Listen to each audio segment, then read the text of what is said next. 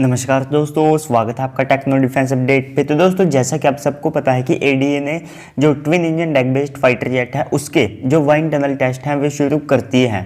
तो ऐसे में अब नेवी के twin engine deck based fighter jet को लेकर एक दोबारा से एक बड़ी अपडेट सामने निकल कर आई है और ये वाकई में इस एयरक्राफ्ट को और ज़्यादा लीथल बना सकती है अगर ये कॉन्सेप्ट सामने रखा जाता है।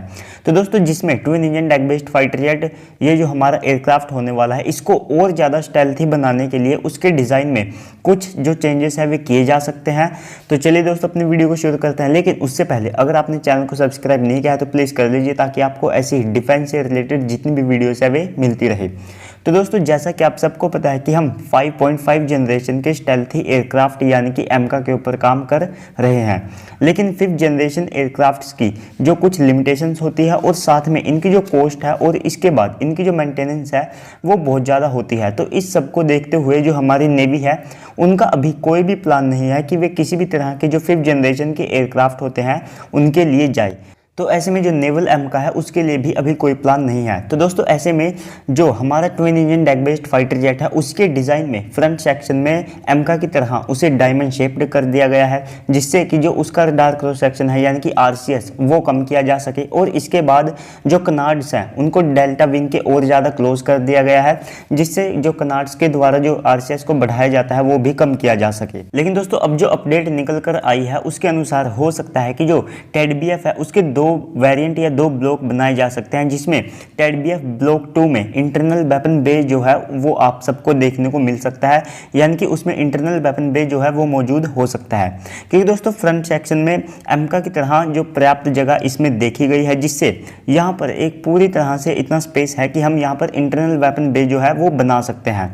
और दोस्तों, ऐसे में हो सकता है कि इंटरनल वेपन बे वाले twin engine deck based fighter jet आपको इंडियन नेवी में फ्यूचर में देखने को मिले।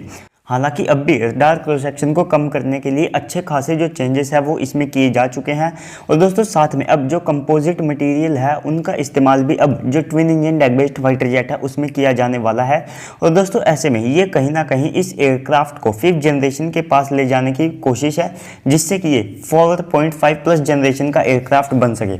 और दोस्तों, जो साउथ कोरिया के KF-21 एयरक्राफ्ट है, अगर आप उसके डिज़ाइन को देखते हैं तो उसे भी स्टेल्थ ही रखा गया है, लेकिन इसके बावजूद भी वो 5th जनरेशन एयरक्राफ्ट ना होकर के वो 4.5 प्लस जनरेशन का एयरक्राफ्ट है।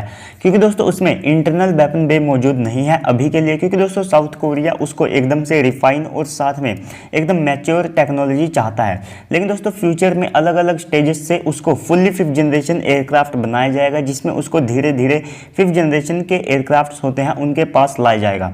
और दोस्तों, ऐसे में उसमें फ्यूचर में इंटरनल वेपन बे को भी ऐड किया जाएगा। और ऐसे में भारत का twin engine deck based fighter jet है ये सेम उसी की तरह कॉन्सेप्ट होता जा रहा है, जिससे अगर इसमें इंटरनल वेपन बे आता है तो ये और ज़्यादा लीथल हो सकेगा। क्योंकि दोस्तों, इसके बहुत ज़्यादा फायदे भी हो सकते हैं।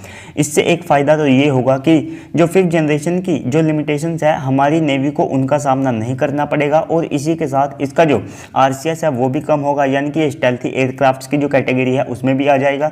और एक और फ़ायदा ये होगा कि इस एयरक्राफ्ट को नॉर्मल रडार से ट्रैक करना बहुत ज़्यादा मुश्किल होगा।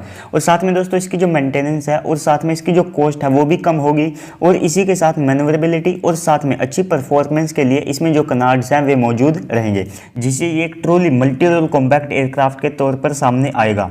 तो दोस्तों, आपको क्या लगता है कि इसमें इंटरनल वेपन बे रखा जाएगा? और दोस्तों, आज की इस वीडियो में इतना ही। मिलते हैं अगली वीडियो में, तब तक के लिए गुड बाय, जय हिंद, जय भारत।